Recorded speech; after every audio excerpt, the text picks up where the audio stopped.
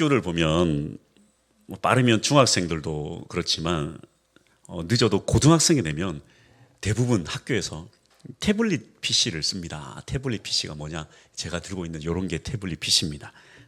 이 안에 여러분 아시는 분은 아시겠고 모르는 분은 모르시겠지만 책이요 몇백 권이 들어갑니다. 책도 들어가고 종이도 다 들어가고 파일만 공유를 해도 받아서 그 자리에서 다 사용할 수 있어서 매우 편리할 뿐만 아니라 종이 낭비도 줄일 수 있습니다. 그래서 우리 교회 찬양팀도 보면 악보를 종이로 프린트해서 이렇게 나눠주지 않습니다. 카톡으로 이렇게 공유를 해서 태블릿으로 악보를 보고 있습니다. 요즘은 이러한 일들이 매우 흔한 일이지만 사실 몇 년 전만 해도 상상할 수도 없었던 일이었습니다. 그런데 지금으로부터 한 10년도 전인 2012년도에 학교 반 전체가 태블릿을 쓰는 곳이 있었는데 바로 제가 공부하던 대학원에 우리 반 학생들이었습니다. 한 30여 명 정도의 모든 학생이 다 태블릿을 쓰는 최초의 반이 아니었나 생각되어지는데요. 당시만 해도 책에다 줄을 긋고 공책에 필기하고 이런 공부가 사실 공부를 열심히 하는 건 참 중요하지만 나중에 내가 공부한 내용을 다시 찾아서 읽어보기가 참 어렵고 정리도 힘든데 또 이 태블릿은 이 안에 필기도 할 수 있고 또 필기한 내용 언제든지 검색해서 다 나오고 하다 보니까 아주 공부하는 사람들에게는 신세계 중에 신세계였습니다. 그래서 한 명이 태블릿을 쓰니까 주변에서 다 달려들어서 그거 뭐냐, 나도 알려달라, 나도 좀 이것 좀 어떻게 좀 해달라. 그렇게 하다 보니까 점점 학생들이 다 사용하게 되고 모두가 다 사용하게 된 것입니다. 그 처음으로 태블릿을 쓴 사람이 누구냐? 접니다. 제가 아주 2009년도부터 저는 아주 얼리 어도터의 길을 좀 걸었었는데요. 사실 사용하기 참 편리하고 좋은 것은 사람들에게 막 알려주고 싶고 말해주고 싶습니다. 그런데 정말 좋은 것은 보면 사람들에게 알려주지 않아도 그저 사용하기만 해도 사람들이 찾아와서 관심을 가지고 그것 좀 알려달라, 그게 뭐냐 막 이렇게 찾아와요. 몇 년 전에 겨울 내내 눈이 쉬지 않고 내린 적이 있었습니다. 날씨가 그렇게 춥고 눈이 겨울 내내 내리는데 또 햇빛도 없으니까 빨래를 해도 마르지가 않는 거예요. 빨래가 얼어버리고. 그래서 보일러를 좀 틀어놓고 빨래를 온 집 바닥에 다 이렇게 널어놔도 소용이 없어요. 바짝 마르지 않으니까 이게 또 꿉꿉한 냄새가 납니다. 그리고 오래된 빌라에 이렇게 살다 보니까 제일 힘든 게 이 겨울철 이 곰팡이와 습기였습니다. 그런데 어느 집에 가보니까 세상에 수건이 뽀송뽀송한 거예요. 아니 이게 어떻게 이럴 수가 있냐 했더니 그런 게 있습니다. 건조기라는 게 있습니다. 그때 알게 되었습니다. 빨래를 하고 거기에 집어서 돌리면 2시간 만에 세상에 뽀송뽀송해지는 거예요. 그 뽀송뽀송한 수건으로 얼굴 이렇게 닦으면 행복하지 않습니까? 그래서 그때부터 건조기 몇 년이 지날 때 동안 사지도 못하고 건조기 하다가 마산에 이사 오면서 제일 먼저 산 게 바로 건조기입니다. 물건을 살 때 어떻습니까?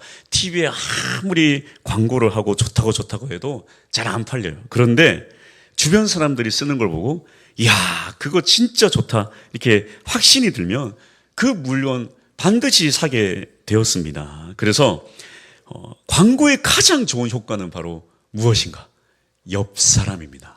옆 사람이 광고비를 받은 것도 아닌데 너무 물건을 잘 쓰고 있으면 그 물건을 살 수밖에 없어요. 귀가 솔깃할 수밖에 없게 되는 것입니다. 초대교회로 돌아가야 한다. 우리는 곧잘 말합니다. 정말 한국교회는 이 원색적인 1세기 초대교회의 모습을 회복해야 하는데요. 그것은 바로 진짜 예수를 믿는 것입니다. 예수 그리스도는 십자가에 달려 죽으시고 사흘 만에 부활하셨습니다. 그리고 40일을 제자들과 함께 하시면서 500여 명 이상이 부활하신 예수님을 직접 목격하였습니다. 고린도전서 15장 6절 그 후에 500여 형제에게 일시에 보이셨나니 그 중에 지금까지 대다수는 살아있고 어떤 사람은 잠들었으며 증인이 한 3명, 4명 정도 되면 단합을 해서 속일 수 있지만 500여 명이 부활하신 주님을 봤다라는 것은 도저히 속일 수 없는 역사적 사실일 수밖에 없는 사건입니다. 그럼에도 불구하고 이 예수 부활과 승천에 대해서 많은 사람들이 자기들이 본 것을 전파했지만 쉽게 믿지를 못했어요. 그것도 그럴 것이 이게 우리의 생각으로는 불가능한 일이지 않습니까? 그런데 이렇게 믿기 힘든 사실이 어떻게 계속해서 사람들에게 전해지게 되었을까요? 2000년이 지난 지금 그 중동 지역과 아무 상관이 없는 이 대한민국에서도 복음이 전해져서 예수님을 믿는 사람들이 이렇게 많은데 어떻게 이렇게 믿기 힘든 사실을, 이 사실이 전해지고 또 우리가 믿게 될 수 있었을까요? 그것은 바로 이 예수를 전하는 초대교회의 전도자들의 모습이 있었기 때문입니다. 그들이 전하는 예수는 도저히 가짜일 수가 없었습니다. 도대체 예수를 전하는 그들의 모습은 어떠했길래 예수 부활과 승천이 진심으로 느껴졌을까요? 첫 번째, 그들은 인생을 걸고 목숨을 걸며 복음을 전했습니다. 종교 지도자들이 보니까 아니 분명히 예수라는 작자는 죽었는데 계속해서 그가 살아났다 말하고 그를 믿는 자도 당신도 믿으면 부활한다 막 외치고 다니니까 그들 중에 이 리더격인 베드로와 요한을 붙잡아 놓고는 한 번 더 그렇게 그런 말 하고 다니면 아주 죽이겠다 협박을 했으나 소용이 없습니다. 사도행전 4장 19절 베드로와 요한이 대답하여 이르되 하나님 앞에서 너희의 말을 듣는 것이 하나님의 말씀을 듣는 것보다 옳은가 판단하라. 핍박을 당하고 매를 맞고 그러나 그들은 멈추지 않았습니다. 5장 18절 사도들을 잡아다가 옥에 가두었더니 그들을 잡아다가 옥에 가두고 5장 40절 사도들을 불러들여 채찍질하며 예수의 이름으로 말하는 것을 금하고 놓으니 채찍질하고 협박하고 소용이 없습니다. 7장 59절 그들이 돌로 스데반을 치니 스데반이 부르짖어 이르되 주 예수여 내 영혼을 받으시옵소서. 결국에 복음을 전하는 스데반을 잡아다가 돌로 쳐서 죽였습니다. 이렇게 죽이면 멈추겠지. 죽이면 멈추겠지. 이렇게 죽여도 멈추지 않아요. 멈추지 않습니다. 그 이후로도 수많은 사람들이 복음을 전하다가 목숨을 잃었습니다. 야고보는 참수형을 당하고 베드로는 십자가에 거꾸려 매달려 죽고 안드레와 빌립도 십자가에 매달려 죽고 바돌로메는 피부가 벗겨져 죽고 마테와 도마와 다데오는 창에 찔려 죽고 시몬은 톱으로 절단당해 죽임을 당했습니다. 누가 도대체 거짓말을 위해 목숨을 바친단 말입니까? 이들이 죽임을 당하는 순간까지도 끝까지 믿음을 지킨 이유가 무엇입니까? 바로 부활하신 예수님을 그들이 직접 보았기 때문입니다. 사실인 걸 어떻게 한단 말입니까? 4장 20절 우리는 보고 들은 것을 말하지 아니할 수 없다. 고문이 좋아서 그들이 뭐 그런 게 아닙니다. 목숨을 잃는 게 하나도 두렵지 않아서 나는 죽는 거 괜찮다. 세상에 죽는 거 괜찮은 사람이 어디 있어요? 두렵죠. 고통스럽습니다. 그러나 이유는 딱 한 가지예요. 보고 들은 것을 말하지 아니할 수 없다. 어쩔 수 없다. 아무리 두렵고 떨릴지라도 보고 들은 것을 도무지 말하지 아니할 수 없다. 그들은 목숨을 걸고 예수를 전파했습니다. 부활하신 예수님을 만났기 때문에. 또한 그들의 모습 속에 무엇이 있었는가? 가만 보니까 이들이 그렇게 고난 가운데 고통 가운데 있는데 이들이 그렇게 즐거워하고 기뻐하는 거예요. 이게 어떻게 가능한 일인가 이게. 진정한 행복은 상황과 환경이 파괴할 수 없는 행복입니다. 상황 때문에 달라지고 환경 때문에 달라지는 기쁨, 행복 언제든지 사라질 수 있어요. 그러나 상황과 환경이 파괴할 수 없는 행복이야말로 진정한 기쁨입니다. 사도행전 2장 45절에서 46절입니다. 또 재산과 소유를 팔아 각 사람의 필요를 따라 나눠주며 날마다 마음을 같이하여 성전에 모이기를 힘쓰고 집에서 떡을 떼며 기쁨과 순전한 마음으로 음식을 먹고 진짜 예수 믿는 사람들은 예수의 이름으로 모인 교회에 헌신하고 섬기고 모이는 것에 큰 기쁨을 누렸습니다. 그저 사람이 그냥 모이니까 좋아서 모인 게 아니에요. 예수의 이름으로 모였기 때문입니다. 예수님 때문에 기쁜 거예요. 5장 41절 사도들은 그 이름을 위하여 능력받는 일에 합당한 자로 여기심을 기뻐하면서 공의 앞을 떠나니라. 그래서 사도들은 예수님을 전하다가 매를 맞고 능력을 받았지만 기뻐했어요. 오히려 기뻐했습니다. 8장 7절에서 8절 많은 사람에게 붙었던 더러운 귀신들이 크게 소리를 지르며 나가고 또 많은 중풍병자와 못 걷는 사람이 나으니 그 성에 큰 기쁨이 있더라. 또한 예수의 이름으로 복음이 전해지자 치유와 회복이 일어나는데 도시 전체에 큰 기쁨이 가득 찼습니다. 그리고 예수의 복음은 이제 유대인들과 사마리아인들을 넘어서서 드디어 이방인들에게도 복음이 전해졌습니다. 13장 48절 이방인들이 듣고 기뻐하여 하나님의 말씀을 찬송하며 영생을 주시기로 작정된 자는 다 믿더라. 예수 생명이 전해지는 곳에는 언제나 큰 기쁨이 넘쳤습니다. 고난이 뒤따르던 순교를 당하던 괜찮아요. 상관없어요. 예수를 믿기 때문에, 예수님 때문에 어떤 상황에도 기뻐하고 또 기뻐했습니다. 예수 생명이 가장 귀하기 때문에, 예수 생명이 어떠한 환경도 이겨낼 수 있는 큰 기쁨을 주기 때문입니다. 그래서 사도행전은 이 세 가지가 계속 반복돼요. 복음 전하고 고난 받고 그럼에도 기뻐하고, 복음, 고난, 기쁨, 복음, 고난, 기쁨. 가끔 일어나는 게 아니에요. 매일매일 날마다 복음 전하고 고난 받고 기뻐하고. 그래서 진짜 예수 믿는 자들의 세 번째 특징은 무엇인가? 날마다 그렇게 예수로 살아갔다는 것입니다. 복음 전하고 고난 받고 그러든지 말든지 기뻐하고 두들겨 맞으면서도 여전히 날마다 성전이든지 가정이든지 예수 복음 전하기를 중단하지 않았습니다. 사도행전 5장 42절 그들이 날마다 성전에 있든지 집에 있든지 예수는 그리스도라고 가르치기와 전도하기를 그치지 아니하니라. 모든 성도들이 다 전도자였고 모든 날이 전도하는 날이었습니다. 또한 날마다 모이기에 힘쓰고 서로 기뻐할 때 구원받는 사람이 날마다 더했습니다. 2장 46절에서 47절 날마다 마음을 같이하여 성전에 모이기를 힘쓰고 집에서 떡을 떼며 기쁨과 순전한 마음으로 음식을 먹고 하나님을 찬미하며 또 온 백성에게 칭송을 받으니 주께서 구원받는 사람을 날마다 더하게 하시니라. 결국 초대교회는 날마다 교회가 세워졌습니다. 16장 5절 이에 여러 교회가 믿음이 더 굳건해지고 수가 날마다 늘어가니라. Every day, every moment. 모든 날, 모든 순간. 예수 믿는 그들은 모든 날 모든 순간 예수로 사는 인생이었습니다. 초대교회는 고난 속에서 목숨 걸고 복음을 전했습니다. 그러나 초대교회는 오히려 기쁨이 차고 넘쳤습니다. 예수로 살아야 기쁨이 차고 넘쳐요.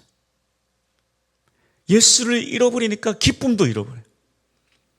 내 인생 더 이상 내가 예수한테 희생하지 않겠다. 헌신하지 않겠다. 내 인생 위해서 살겠다.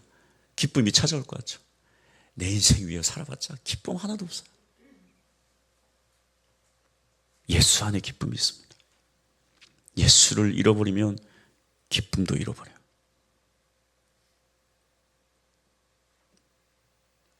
예수 안에 생명이 있다는 사실은 그 안에 기쁨이 있다는 사실입니다. 그래서 초대교회는 날마다 예수로 살아갔습니다. 그래서 사도행전은 곳곳에 기쁨이 넘치고 계속해서 전도하고 2장에서는 길모퉁이에서 전도하고 3장에서는 예루살렘 성전에서 전도하고 4장에서는 사내들인 공회에서 전도하고 8장에서는 광야 길에서 10장에서는 개인 집에서 13장에서는 총독 관저에서 9장과 13장과 17장, 18장, 19장 회당에서 14장 성문에서 16장 빨래터에서 감옥에서 17장 시장에서 19장 강연장에서 26장 지도자 앞에서, 27장 바닷가에서, 28장은 난파되어 멜리데 섬에서, 그리고 바울은 죽을 때까지 이 셋방에 갇혔지만 거기서 끝까지 성경책을, 우리가 지금 읽고 있는 이 성경책을 적으며 전도로 인생을 마무리했습니다. 예수님은 죽으시고 부활하셨습니다. 예수님은 진리예요. 예수가 진짜가 아니라면 어떻게 그리스도인들이 그렇게 핍박받고 목숨까지 버리면서 예수를 위해 살 수 있단 말입니까? 어떻게 고난 가운데 기뻐할 수 있단 말입니까? 그래서 율법 교사였던 이 가말리엘의 말은 이 부분에 대해 아주 결정적인 요점을 짚어주는데요. 이제 종교 지도자들이 모여서 어떻게 할까 고민하다가 이 사도들을 다 죽이자, 사도들을 다 죽여버리자, 그렇게 말하고 있을 때 그가 이렇게 말합니다. 사도행전 5장 36절. 이전에 드다가 일어나 스스로 선전하며 사람이 약 400명이나 따르더니 그가 죽임을 당함에 따르던 모든 사람들이 흩어져 없어졌고, 예수님 전에도 많은 스스로 내가 메시아다 하는 많은 사람들이 있었습니다. 그 중에 한 명이 아마 제일 유명한 사람이 이 드다였나 봅니다. 이 드다가 세상에 내가 메시아다 하니까 몇 명이 따랐는가? 예수님은 12명밖에 안 따랐는데 이 사람은 400명이나 따랐다는, 400명. 드다라는 사람이 스스로 선전하며 스스로 메시아라고 하며 400명이나 따랐지만 그가 죽자 따르던 모든 사람들이 다 흩어지지 않았냐? 흩어지지 않았냐?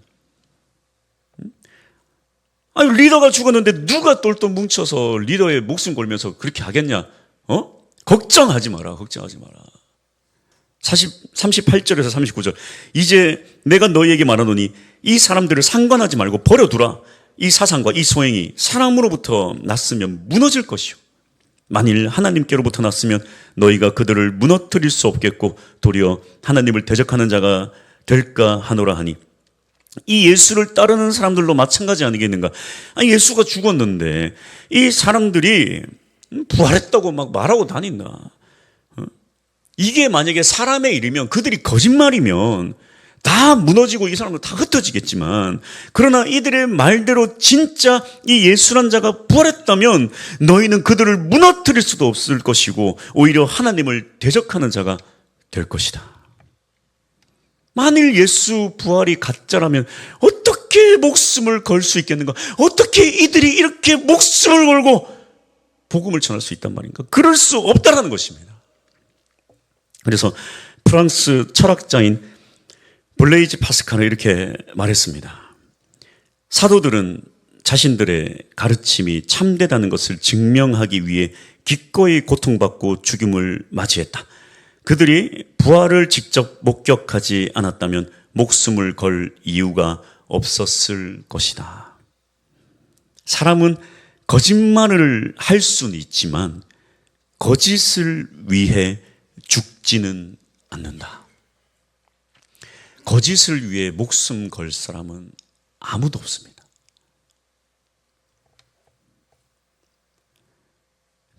그들은 이 부활하신 예수님의 신비로운 육체를 두 손으로 만져보고 하늘로 승천한 것을 두 눈으로 보았기 때문에, 그래서 이 사도들과 예수님을 따르던 자들은 목숨을 내어놓고 죽음 앞에서도 당당했으며 희생하고 고난을 당했음에도 기뻐하였고 날마다 예수를 위해 살아갔습니다. 바로 이것입니다.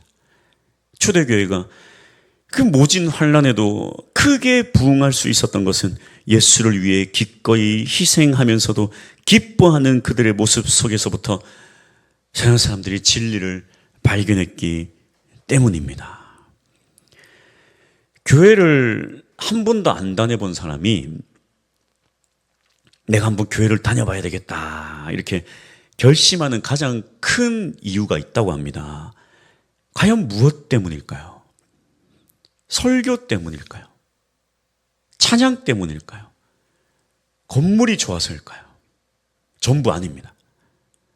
누구 때문에 내가 한번 이 교회라는 곳을 한번 조금 더 다녀봐야 되겠다. 누구 때문에 그렇게 결심을 할까요? 이걸 지난주 성장반 때 퀴즈로 냈는데 단번에 맞췄습니다. 한 분이. 재미없게. 무엇 때문일까요? 바로 옆 사람 때문입니다. 교회 와서 앉아 있는데 옆 사람의 모습이 느껴지는 거예요. 뭔데? 예수가 뭔데 도대체? 왜 이렇게 진지한데? 응? 왜 우는 건데 왜 이렇게 기뻐하는 건데 왜? 내가 저 사람 내가 대충 삶은 아는데 기뻐할 만한 아주 요만큼의 아주 이유도 없는 사람이 왜 이렇게 기뻐하는 건데 왜 이렇게 행복한 건데 왜 도대체 뭐가 문제인데? 왜 저렇게 즐거워하는데? 왜 저렇게 찬양을 진심으로 하는 건데? 그래서 결심한답니다. 하도 궁금해서.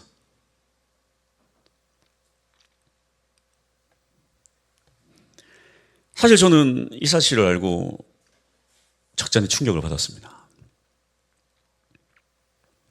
저는 좀 더 아주 깊이 있는 무언가가 필요할 거라 생각했어요. 깊이 있는 예배의 영성, 또한 잘 지어진 건물, 이런 것이 중요하지 않다는 건 아닙니다만, 좀 더 깊이 있는 무언가가 사람을 좀 이렇게 끌어당겨야 교회 나올 결심을 하는 게 아닌가. 근데 그렇지 않대요. 실제 가장 영향을 주는 것은 옆자리에 있는 그 사람이랍니다. 물론 바로 옆에 있는 사람을 얘기하는 게 아니라 옆쪽, 앞쪽도 있고 뒤쪽도 있고 그냥 영향을 주는 모든 사람을 총칭해서 그냥 옆자리라고 총칭을 하는 거죠.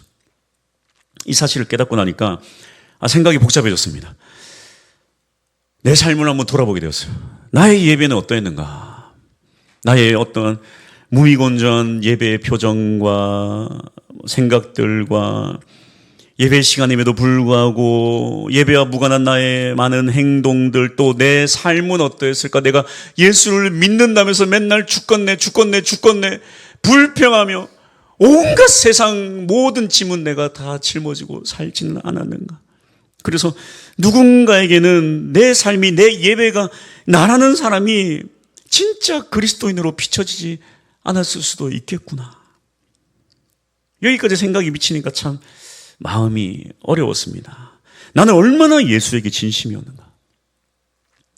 하물며 사랑에 빠진 사람도 주변 모든 사람들이 제 사랑에 빠졌다 알 수 있다는데, 나는 얼마나 예수님과 사랑에 빠져 살아가고 있었는가. 진짜는 보면 압니다. 진짜는 받아요. 하물며 물건을 쓰는 사람도 이게 진짜 좋아서 쓰는지 아닌지 알아요. 우리가 진짜 그리스도인인가 아닌가? 세상의 눈으로 얼마나 잘 보이겠습니까? 세상 사람들이 통일되게 하는 말이 있습니다.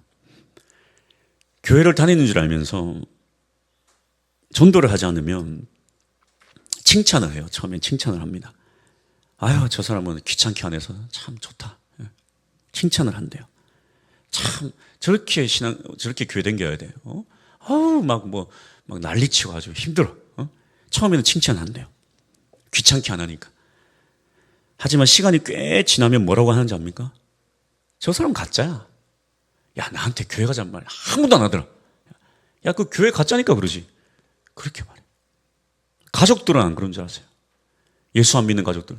그렇게 비판하는 가족도 나중에는 야, 너 가짜잖아. 야, 너 나보고 한번 교회 가자 그랬냐? 그렇게 말한다니까요.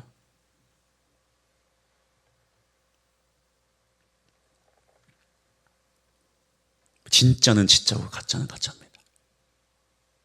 우리의 삶을 한번 돌아봤으면 좋겠습니다. 나는 진짜 예수 믿는 사람인가? 나의 예배의 모습은 어떠했는가?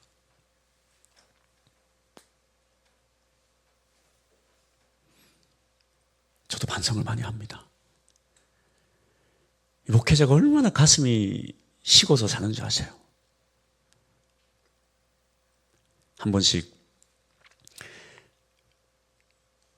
휴가 때가 되면 다른 교회 가서 좀 그 교회를 좀 탐구를 해서 와야 되는 그런 미션이 주어지는, 이전에는 좀 그런 일이 있었는데 1년에 한 번 정도는 사역하는 교회가 아니라 그저 예배를 하기 위해 다른 교회 예배를 참석하면요, 진심으로 예배가 잘 안 돼요.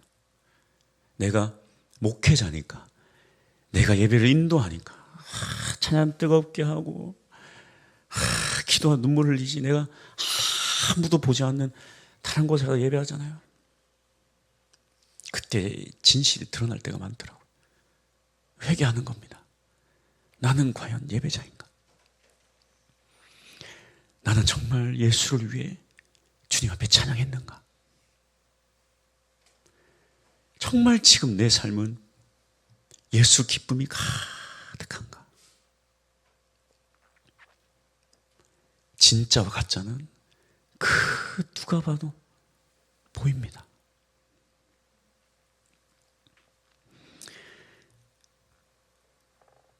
초대교회가 진짜 그리스도인들의 모습 때문에 복음이 전파되었듯이 지금도 마찬가지예요. 교회가 힘이 없다면, 하나님의 손에 힘이 없어서 이 시대 교회가 무너지는 게 아니라 진짜 그리스도인이 없기 때문에 교회가 힘이 없어지는 것. 먼저는 제 자신을 회개하고 또한 여러분에게도 요청합니다. 진짜 그리스도인 되었으면 좋겠어요. 예수 생명. 예수 생명 말고 목숨 걸 만한 건 아무것도 없어요. 다시 예수 생명이 여기 살아나야 돼요. 그래야 예배가 회복되고 기쁨이 회복되고 내 삶이 회복되는 것입니다. 다른 방법 아무것도 없어요. 평생 찾아다녀 보세요. 아무것도 없습니다. 그래서 권면합니다. 첫 번째, 다 같이 한번 읽어봅시다. 시작. 예배자가 되라. 가장 중요한 것은 먼저 예배자가 되는 것입니다. 여러분, 예배자가 됩시다. 그리스도인의 정체성은 바로 예배입니다. 예배 빼면 그리스도인의 정체성 없습니다. 예배. 뜨겁게 예배하십시오. 그 오래된 차가요, 시동이 잘 안 걸려. 무릉땅땅땅땅땅땅 무릉붕붕붕붕. 한겨울철 되면 경유차가 시동이 안 걸려, 시동이. 아니 무슨 한겨울 경유차처럼 예배 시동 걸리는데 1시간 걸려, 1시간 걸려. 찬양을 하는데 아니 1시간 걸려서 웃으면 어떡합니까? 시동 걸리는데 1시간 걸려. 무릉붕붕붕붕. 찬양합시다. 1분 만에 시동점 걸리면 안 되겠습니까? 요즘 차들은 1초 만에 시동. 교회에 왔어요. 찬양 인도자가 찬양을 합니다. 시동 좀 겁시다. 할렐루야. 아주 시동 거는데 한 30분 걸려. 30분 걸려. 오래돼서 그렇습니다. 차 좀 바꿉시다. 내 육체의 차 좀. 영성의 차는요 공짜입니다. 바꿉시다. 2025년 형식으로 아주 새 차로. 아주 좋아요, 새 차는. 할렐루야. 뜨거워야 돼요. 예배는 뜨거워야 됩니다. 찬양만 부르세요. 다 와서 찬양하는데 아무도 오지 말라 찬양이야. 오지 마 찬양해. 다 가라 찬양해. 찬양하기 싫어. 그냥 다들 집에 가. 찬양 부르지 마. 막 그냥 막 뜨겁게. 할렐루야. 우리의 예배의 모습이 다예요, 다. 뜨겁게 찬양할 수 있는 우리 모두가 될 수 있길 축복합니다. 두 번째, 다 같이 한번 읽어봅시다. 시작. 대상을 정하라. 우리의 삶이 변화되려면 이것이 참 중요해요. 여러분, 부모가 누가 어떻게 부모가 됩니까? 준비한다고 부모가 돼요? 공부하고 아기 베네 쪼고리 사고 신발 사고 다 집에 다 해놓으면 부모 됩니까? 아니에요. 나이가 뭐 30이 돼야 부모 됩니까? 40이 돼야 부모 됩니까? 19살, 20살도 아기 놓으면 부모가 돼요. 아이를 가지고 출산하면 부모가 되는 것입니다. 그래서 대상 정한다는 것은 마치 산모가 되는 것과도 같습니다. 이러한 대상이 없다면, 그래서 우리의 믿음은 때로는 뜬구름 잡는 믿음으로 살아갈 때가 참 많아요. 내 믿음 하나 바라보면서 그냥 살아갈 때가 참 많다라는 거예요. 한 영혼 품으면 우리의 삶이 마치 산모가 아이를 품는 것 같은 그러한 신앙생활로 변하게 되는 것입니다. 그러한 간증들을 참 많이 보지 않습니까, 여러분? 이렇게 전도 대상자를 두고 기도하면 그 대상자가 조금 그걸 알아야 돼요. 알면 부담스럽고 좀 힘들어요. 처음에는 좀 거리감도 두고 하지만. 근데 그게 뭐 당장에 교회 오면 참 좋겠지만 그게 아니더라도 어느 때가 되면 결국에 내가 너를 위해 기도한다. 너를 위해 기도한다. 그 사람을 찾게 되더라고요. 찾게 돼요. 나중에 교회를 갈 때 아주 더 쉽게 갈 수가 있어요. 누가 참 나를 위해 기도했던 사람이 있었습니다. 그 사람 때문에 내가 이렇게 교회로 온 것 같습니다. 우리 교회가 아니더라도 신앙생활을 다시 시작하는 아주 좋은 계기가 되는 것입니다. 그래서 어떤 권사님은 이 전도 축제가 되면 막 아주 100명을 1, 2, 그것도 수기로 다 적어서 2장을 똑같이 100명을 다 적어서 저한테 한 장을 딱 줘요. 목사님, 기도해 주세요.